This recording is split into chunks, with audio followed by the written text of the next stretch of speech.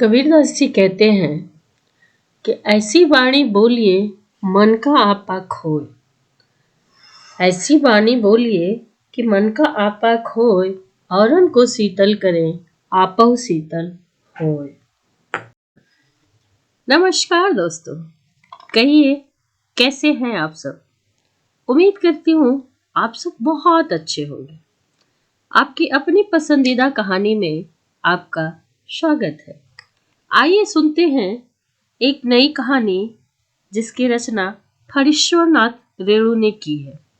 नाम है ठेस। आवाज सरोज शर्मा। खेती बाड़ी के समय गांव के किसान सिरचन की गिनती नहीं करते थे।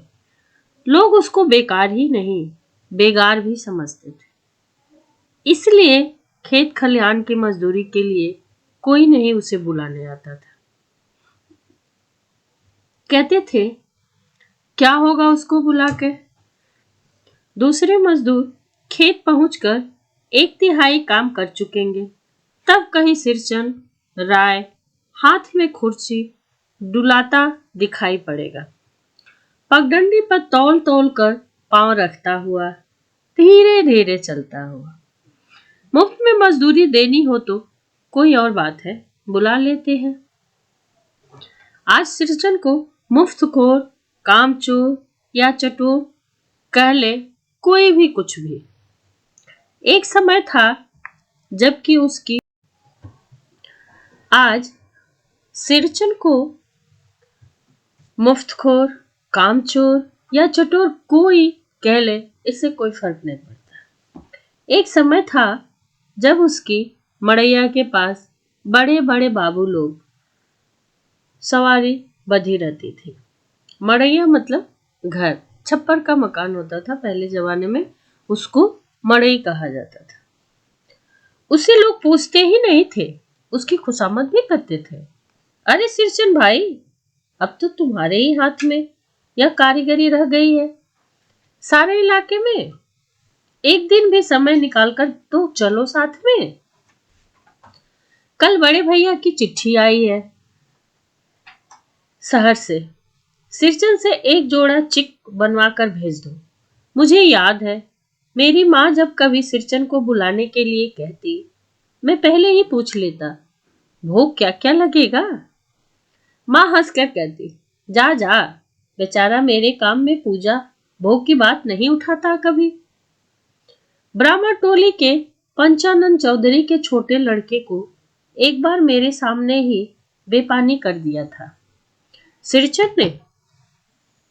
तुम्हारी भाभी नाखून से खाट कर तरकारी परोसती है और इमली का रस साल कर कड़ी तो हम कहार कुम्हारों को घरवाली बनाती है।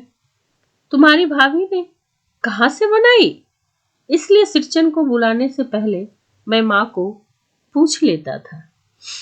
सिरचन को देखते ही माँ हुलस कर कहती, आओ सिरचन, आज नेनू मथ रही थी तो तुम्हारी याद आ गई। घी की हाड़ी के साथ चूड़ा तुमको बहुत पसंद है ना, और बड़ी बेटी ने ससुराल से संवाद भेजा है। उसकी ननद रूठी हुई है। मेथी के शीतल पार्टी के लिए।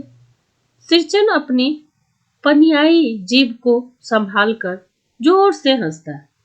घी की सुगंध आ रहा है काकी, नहीं तो इस शादी ब्याह के मौसम में दम मारने की भी छुट्टी कहाँ मिलती है। सिरचन जाति का कारीगर था। मैंने घंटों बैठकर उसके काम करने के ढंग को देखा है। एक एक मोती और पटेर को हाथ में लेकर बड़े जातों से उसकी कुच्ची बनाता था। फिर कुच्चियों को रंगने से लेकर सुतली सुलझाने में पूरा दिन समाप्त कर देता था। काम करते समय उसकी तन्मयता में जरा भी बाधा पड़ी कि गेहूं शाम की तरह फुफकार कर उठता, फिर बोलता, फिर किसी दूसरे से करवा लीजिएगा काम। सिरचन मुंह चोर है, काम चोर नहीं। बिना मजदूरी के पेट भर भात पर काम करने वाला कारीगर दूध में मिठाई न मिले तो कोई बात नहीं, किंतु बात में जरा भी ढाल वह नहीं बर्दाश्त कर सकता था। सिरचन को लोग चटोर भी समझते हैं। तली बघरी हुई तरकारी, दही की कढ़ी, मलाई वाला दूध, इन सब का प्रबंध पहले कर लो, तब सिरचन को बुलाओ। दुम हिलाता हुआ हाजिर हो जाएगा। खाने पीने में चिकनाई की कमी हुई कि काम की सारी चिकनाई खत्म हो जाती थी। काम अधूरा रखकर उठ खड़ा होगा। आज तो अब अधकपाली दर्द से माथा टनटना रहा है। थोड़ा सा रह गया है, किसी दिन आकर पूरा कर लूंगा। किसी दिन माने कभी नहीं। मोथी घास और पटरे की रंगीन शीतल पाटी, बांस की तिल्लियों की झिलमिलाती चिक, सतरंगे डोरे के मोढ़े, भूसी चुन्नी रखने के लिए मूंज की रस्सी के बड़े बड़े जाले, हलवाओं के लिए ताल के सूखे पत्तों की छतरी, टोपी तथा इसी तरह के बहुत से काम हैं जिन्हें सिरचन के सिवा गांव में और कोई नहीं जानता था। यह दूसरी बात है कि अब गांव में ऐसे कामों को बेकाम का काम लोग समझते हैं। बेकाम का काम, जिसकी मजदूरी में अनाज या पैसे देने की कोई जरूरत नहीं। पेट भर खिला दो, काम पूरा होने पर एक आध पुराना कपड़ा दे दो, वह कुछ भी नहीं बोलेगा। ऐसी बात नहीं। सिरचन को बुलाने वाले जानते हैं सिरचन बात करने में भी कारीगर है। महाजन टोले के भज्जू महाजन की बेटी सिरचन की बात सुनकर तिलमिला उठती थी। ठहरो, मैं माँ से जाकर कहती हूँ। इतनी बड़ी बात ही है बिटिया। बड़े लोगों की बस बात ही तो बड़ी होती है। नहीं तो दो दो पटेर की पट्टियों का काम सिर्फ खिसारी का सत्तू खिलाकर कोई करवाता है भला? या तुम्हारी माँ ही कर सकती है बबनी? सिरचन ने मुस्कुराकर जवाब दिया था। उस बार मेरी सबसे छोटी बहन की विदाई होने वाली थी। पहली बार ससुराल जा रही थी मानू। मानू के दूल्हे ने पहले ही बड़ी भाभी को खत लिखकर चेतावनी दे दी है। मानू के साथ मिठाई की पतीली न आए, कोई बात नहीं है। 3 जोड़ी फैशनेबल चिक और पटेर की 2 शीतल पट्टियों के बिना आएगी मानू तो? भाभी ने हंसकर कहा, बैरंग वापस। इसलिए 1 सप्ताह से पहले से ही सिरचन को बुलाकर काम पर तैनात करवा दिया था। माँ ने, देख सिरचन, इस बार नई धोती दूंगी, असली मोहर छाप वाली धोती दूंगी। मन लगाकर ऐसा काम करो कि देखने वाले देखते ही रह जाए। पान जैसी पतली छुरी से बांस की तिल्लियों और कमानियों को चिकनाता हुआ सिरचन अपने काम में लग गया। रंगीन सुतलियों से झब्बे डालकर वह चिक बुनने बैठा। 1.5 हाथ की बिनाई देखकर ही लोग समझ गए कि इस बार एकदम नए फैशन की चीज बन रही है, जो पहले कभी नहीं बनी होगी। मजली भाभी से रहा नहीं गया। पर्दे के पीछे से बोली, पहले ऐसा जानती कि मोहर छाप वाली धोती देने से ही अच्छी चीज बनती है तो भैया को खबर भेज देती। काम में व्यस्त सिरचन के कानों में बात पड़ गई। बोला, मोहर छाप वाली धोती के साथ रेशमी कुर्ता देने पर भी ऐसी चीज नहीं बनती है बहुरिया। मानू दीदी काकी की सबसे छोटी बेटी है। मानू दीदी का दूल्हा अफसर आदमी है। मजली भाभी का मुंह लटक गया। मेरी चाची ने फुसफुसाकर कहा, किससे बात करती है बहू? मोहर छाप वाली धोती नहीं, मुंगिया लड्डू। बेटी के विदाई के समय रोज मिठाई जो खाने को मिलेगी, देखती है ना। दूसरे दिन चिक की पहली पांति में 7 तारे जगमगा उठे। 7 रंग के? सतभैया तारा। सिरचन जब काम में मगन होता है तो उसकी जीभ जरा बाहर निकल आती है, होठों के ऊपर। अपने काम में मगन सिरचन को खाने पीने की सुध नहीं रहती है। चिक में सुतली के फंदे डालकर उस अपने पास पड़े सूप पर निगाह डाली। चिवड़ा और गुड़ का एक सूखा ढेला। मैंने लक्ष्य किया, सिरचन की नाक के पास 2 रेखाएं उभर आई। मैं दौड़कर माँ के पास गया। माँ, आज सिरचन को कलेवा किसने दिया है? सिर्फ चिवड़ा और गुड़? माँ रसोई घर में अंदर पकवान आदि बनाने में व्यस्त थी। बोली, मैं अकेली कहाँ कहाँ और क्या क्या देखूं? अरे मजली, सिरचन को बूंदिया क्यों नहीं देती? बूंदिया मैं नहीं खाता काकी। सिरचन के मुंह में चूरा भरा हुआ था। गुड़ का ढेला सूप के किनारे पर पड़ा रहा, अछूता किनारे। माँ की बोली सुनते ही मजली भाभी की भौहें तन गई। मुट्ठी भर बूंदिया सूप में फेंक कर चली गई। सिरचन ने पानी पीकर कहा, मझली बहुरानी, अपने मैके से आई हुई मिठाई भी इसी तरह हाथ खोलकर बांटती है क्या? बस। मझली भाभी अपने कमरे में बैठकर रोने लगी। चाची ने माँ के पास जाकर लगाया, छोटी जाति के आदमी का मुंह भी छोटा ही होता है। मुंह लगाने से सर पर चढ़ेगा ही। किसी के नैहर ससुराल की बात क्यों करेगा वो? मझली भाभी माँ की दुलारी बहू है। माँ तमक कर बाहर आई। सिरचन, तुम काम करने आए हो, अपना काम करो। बहुओं से बदकुट्टी करने की क्या जरूरत है? जिस चीज की जरूरत हो मुझसे कह दिया करो। सिरचन का मुंह लाल हो गया। उसने कोई जवाब नहीं दिया।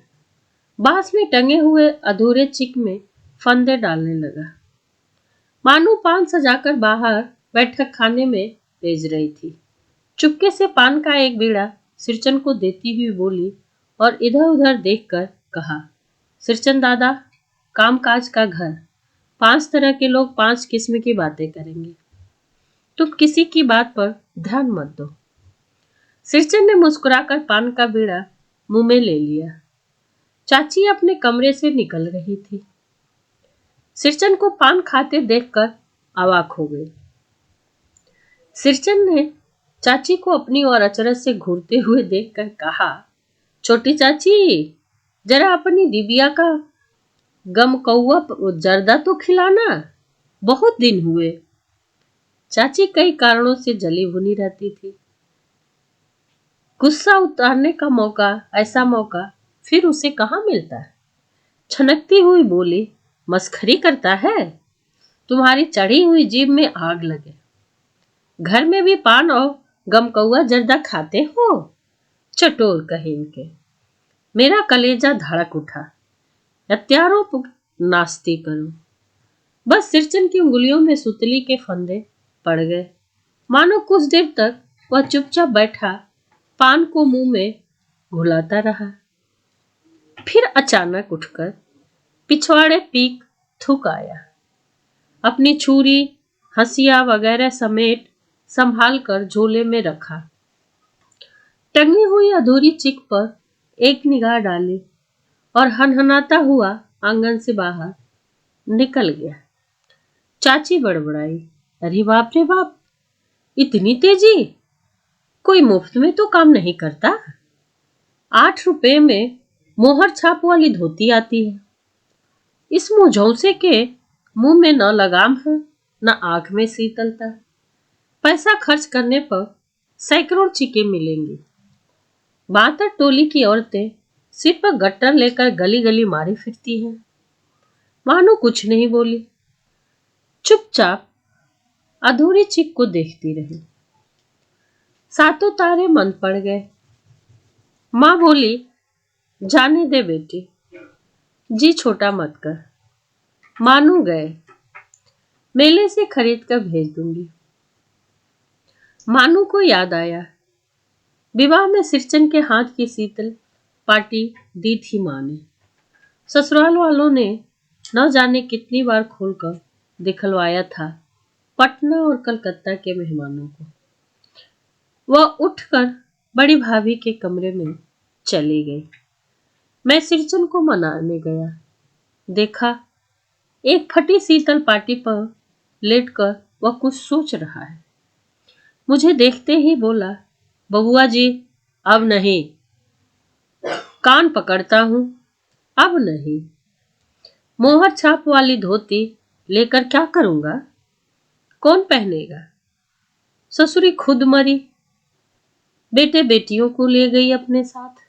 बउआ जी, मेरी घरवाली जिंदा रहती तो मैं ऐसी दुर्दशा भोगता भला? यह शीतल पाटी उसी की बुनी हुई है। इस शीतल पाटी को छूकर कहता हूं, अब यह काम कभी नहीं करूंगा। गांव घर में तुम्हारी हवेली में मेरी कदर होती थी। अब क्या? मैं चुपचाप वापस लौट आया। समझ गया, कलाकार के दिल में बहुत बड़ी ठेस लगी है। वह अब नहीं आ सकता है। बड़ी भाभी अधूरी चिक में रंगीन छीट की झालर लगाने लगी। वह भी बेजा नहीं दिखलाई पड़ता। क्यों मानो? मानो कुछ नहीं बोली बेचारी, किंतु मैं चुप नहीं रह सका। चाची और मजली भाभी की नजर न लग जाए इसमें भी। मानू को ससुराल पहुंचाने मैं ही जा रहा था। स्टेशन पर सामान मिलाते समय देखा, मानू बड़े जतन से अधूरे चिक को मोड़कर लिए जा रही है अपने साथ। मन ही मन सिरचन पर गुस्सा हो आया। चाची के सुर में सुर मिलाकर कोसने को जी भी हुआ। कामचोर चटोर। गाड़ी आ गई। तब तक सामान चढ़ाकर मैं दरवाजा बंद कर रहा था कि प्लेटफॉर्म पर दौड़ते हुए सिरचन पर नजर पड़ी। बबुआ जी, उसने दरवाजे के पास आकर पुकारा। क्या है? मैंने खिड़की से गर्दन निकालकर झिड़की के स्वर में कहा। सिरचन ने पीठ पर लादे हुए बोझ को उतारकर मेरी ओर देखा। दौड़ता आया हूं, दरवाजा तो खोलिए। मानू दीदी कहाँ है? एक बार देख तो लूं। मैंने दरवाजा खोल दिया। सिरचन दादा, मानू इतना ही बोल सकी।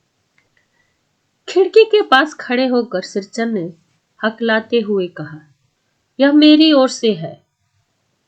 सब चीज है दीदी। शीतल पाटी, चिक और एक जोड़ी आसनी, कुस्की। गाड़ी चल पड़ी। मानू मोहर छाप वाली धोती का दाम निकालकर देने लगी। सिरचन ने जीभ को दांत से काटकर दोनों हाथ जोड़ लिए। मानू फूट फूट कर रो रही थी। मैं बंडल को खोलकर देखने लगा। ऐसी कारीगरी, ऐसी बारीकी, रंगीन सुतलियों के फंदों का ऐसा काम पहली बार मैं देख रहा था। धन्यवाद दोस्तों। कहानी अच्छी लगी हो तो लाइक, कमेंट, शेयर और सब्सक्राइब करना ना भूलें। दोस्तों, अपना ध्यान रखें, मस्त रहें, व्यस्त रहें, खुश रहें।